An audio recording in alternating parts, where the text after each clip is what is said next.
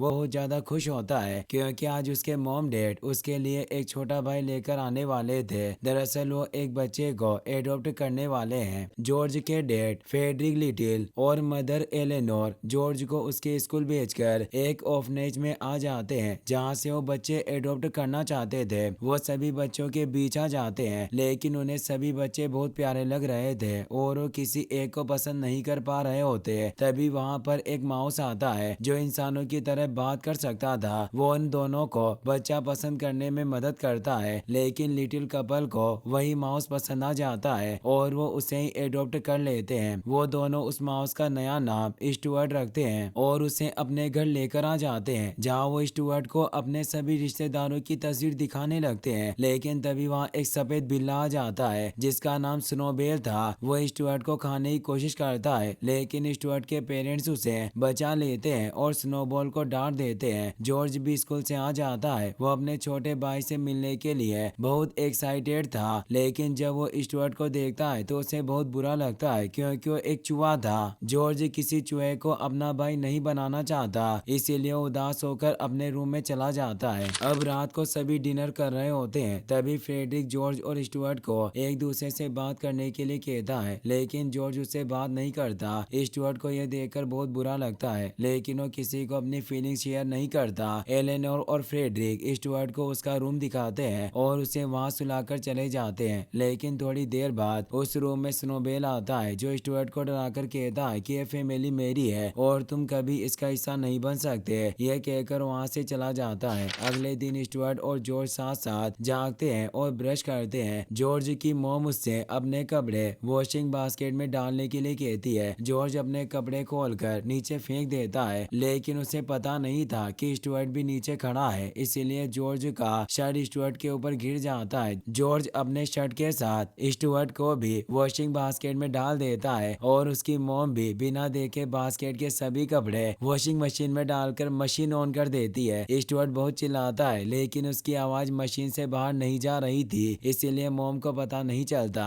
अब थोड़ी देर बाद एलेनोर स्टुअर्ट को ढूंढती है और उसे मशीन में स्टुअर्ट दिख जाता है। वो बहुत डर जाती है और स्टुअर्ट को बाहर निकालती है। स्टुअर्ट को कुछ नहीं हुआ था लेकिन अब उसकी तबीयत थोड़ी खराब हो गई थी पर कुछ ही घंटों में वो ठीक हो जाता है। अगले दिन पूरी फैमिली स्टुअर्ट के लिए कपड़े खरीदने जाती है लेकिन जॉर्ज शॉप में जाने से मना कर देता है क्योंकि वो अभी भी स्टुअर्ट को अपना भाई नहीं मानता। फ्रेडरिक उसे समझाते हैं और अंदर ले आते हैं। स्टुअर्ट अपने लिए कुछ कपड़े खरीदता है क्योंकि आज उनके घर पर सभी रिश्तेदार आने वाले थे। शाम को लिटिल फैमिली के घर उनके सभी रिश्तेदार आते हैं जो लिटिल फैमिली के नए मेंबर से मिलना चाहते थे। सभी जब स्टुअर्ट से मिलते हैं तो चौंक जाते हैं क्योंकि एक इंसानी बच्चे को इमेजिन कर रहे थे और गिफ्ट भी बड़े बड़े लेकर आए थे। पर वो सभी स्टुअर्ट को देखकर खुश भी होते हैं। अब वो सभी बैठकर बातें करते हैं और स्टुअर्ट को उसके गिफ्ट देते हैं लेकिन वो सभी गिफ्ट बहुत बड़े थे इसीलिए स्टुअर्ट उन खिलौनों से नहीं खेल सकता था। वो सभी जॉर्ज को भी वहाँ बुलाते हैं। वो सभी जॉर्ज को स्टुअर्ट के साथ खेलने के लिए कहते हैं लेकिन जॉर्ज को बहुत गुस्सा आ रहा था और वो सभी से कहता है कि स्टुअर्ट एक चूहा है और वो मेरा भाई नहीं हो सकता।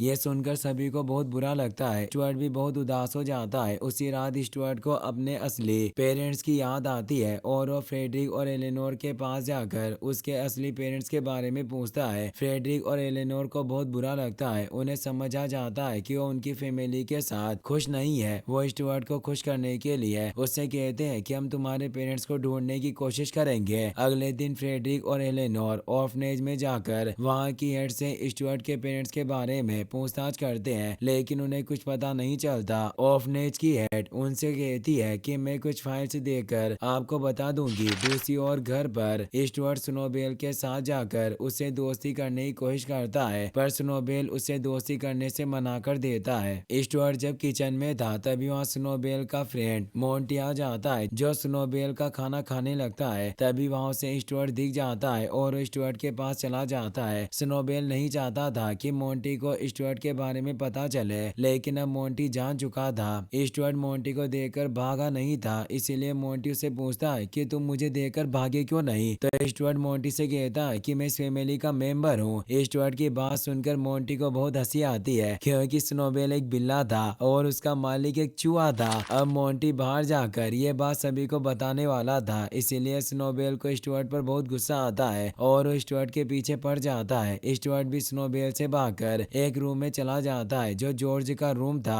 स्टुअर्ट वहां पर बहुत सारे छोटे छोटे मॉडल्स देखता है जो जॉर्ज ने बनाए थे और जॉर्ज भी वही था, इसीलिए अब वो स्टुअर्ट को वहां देख लेता है और उससे पूछता है कि तुम यहाँ क्यों आए हो। स्टुअर्ट जॉर्ज से कहता है कि मैं तो तुमसे मिलने के लिए आया था। अब स्टुअर्ट सभी मॉडल्स की तारीफ करता है जिससे जॉर्ज को बहुत खुशी होती है। स्टुअर्ट जॉर्ज को ट्रेन के ट्रैक पर एक प्ले करके दिखाता है जिसे देखकर जॉर्ज को बहुत हंसी आती है। जॉर्ज अब स्टुअर्ट से अच्छे से बात करने लग गया था। वो स्टुअर्ट को एक रिमोट कंट्रोल कार दिखाता है और स्टुअर्ट से उसे चलाने के लिए कहता है। स्टुअर्ट उसमें बैठकर बहुत खुश होता है। तभी उसकी नजर एक बोट के ऊपर जाती है जो अभी पूरी नहीं बनी थी। स्टुअर्ट जॉर्ज से बोट के बारे में पूछता है। जॉर्ज उसे बताता है कि मैं बोट 2 दिन बाद होने वाली बोट रेस के लिए बना रहा था, लेकिन अब मैं इसे नहीं बनाऊंगा। स्टुअर्ट जॉर्ज से इसकी वजह पूछता है। जॉर्ज कहता है कि वहाँ बहुत सारे लोग आते हैं और मैं रेस में हार गया तो मेरी बेइज्जती होगी। स्टुअर्ट उसे समझाता है कि रेस में जीतने से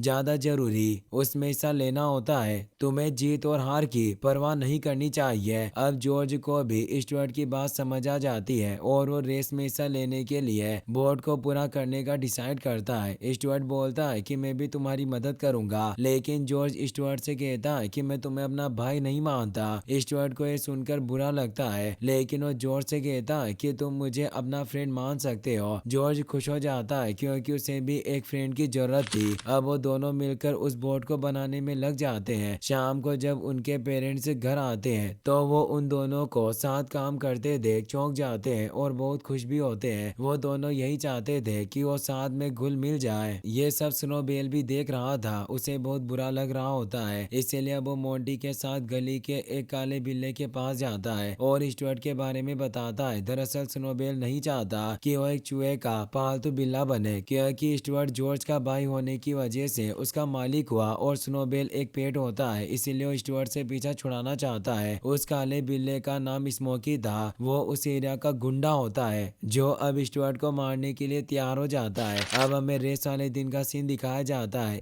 स्टुअर्ट और जॉर्ज बहुत खुश थे क्योंकि उनकी बोट बनकर तैयार हो गई थी और अब वो रेस के लिए तैयार थी। दोनों बच्चों को देखकर फेडरिक और एलेनोर भी बहुत खुश होते हैं। जॉर्ज और स्टुअर्ट बोट को चेक कर रहे थे, तभी वहाँ एक लड़का आता है जिसकी बोट सबसे बड़ी थी। वो जॉर्ज से कहता है कि रेस